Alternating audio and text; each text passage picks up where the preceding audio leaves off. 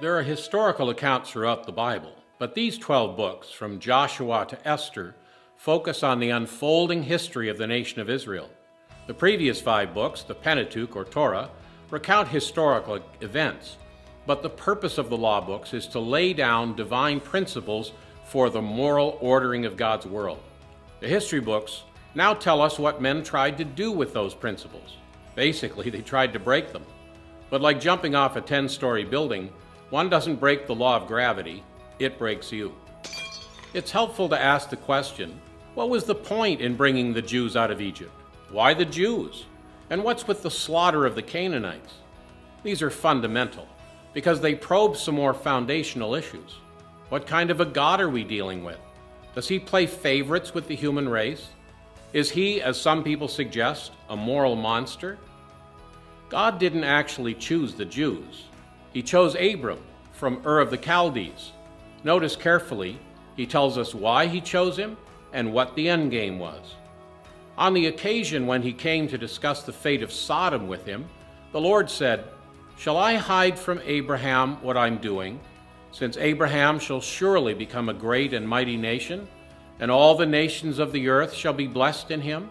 For I know him, that he will command his children and his household after him, and they shall keep the way of the Lord to do justice and judgment."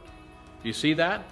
God chose Abram because he was looking for a man who would propagate the truth through his children to increasingly wider spheres until all the nations of the earth shall be blessed in him. God was looking for a missionary family. What was the mission? This is crucial to understand.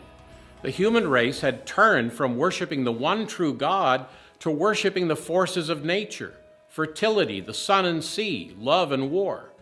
So God determined to raise up a nation at the crossroads of the ancient world who worshiped the true God. They would declare there was a personal God behind the universe, someone who loved his creatures, and that it was possible to know him and love him in return. God didn't capriciously choose Abram or the Jews.